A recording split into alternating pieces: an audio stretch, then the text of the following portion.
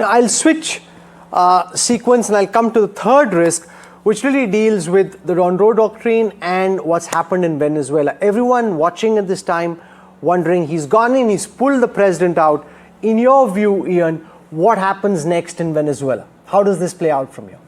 Well, there was enormous and successful planning over the last 6 months of these strikes on Venezuela. Not only did they get Maduro out into the United States, where he's now in my own city, New York City, just a few blocks away, facing justice, but not a single American serviceman or woman was killed in the military operation. So it was staggeringly successful. No other country could have pulled it off.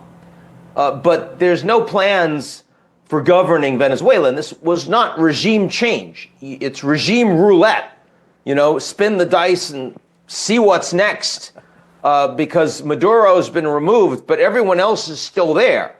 And you saw that Trump said that he's going to run Venezuela, but he doesn't mean he's going to run Venezuela. He means that the U.S. has shown that they have military capability to run Venezuela, because if the Venezuelan government doesn't do what they want, and what they want includes ending relations with Russia and Iran and Hezbollah and Cuba, and providing access, preferred access to the U.S. corporations to Venezuelan oil and critical minerals, and stopping the drug export and transit, and maybe includes democratic elections down the road, but that's not a priority for Trump, certainly. It is for Marco Rubio.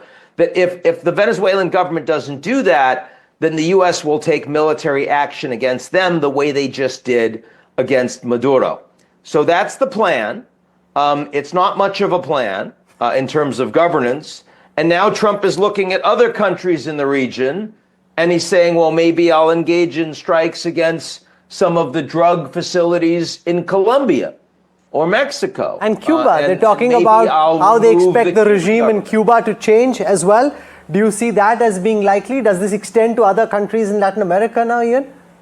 Again, not just Cuba, but I think that President Trump wants sovereignty over Greenland. So this is absolutely a feeling that the United States can redraw the path. Is that posturing, or do you think a few weeks, stroke months later, we'll have you back on this conversation discussing how they just went in? And because, you know, there aren't those many people in Greenland, and who do you get out? So here you've created a villain out of Maduro, you pulled him out, you look like a macho He-Man with the success of your special forces. In Greenland, who do you get out? It's a lot of barren land. No. There's no boots on the ground in Greenland. There's no plan for invasion, but there is a plan, or excuse me, there is an intention for the United States to take Greenland. That Trump wants Greenland to no longer belong to Denmark. He wants it to belong to the United States, and he wants some form of agreement directly between the U.S. and the Greenlanders. And he has instructed his administration to come up with that plan. Now, will that be successful? Will they execute on it? How long will they take? I have no idea, because Trump has no idea. But that is the state of play as of right now.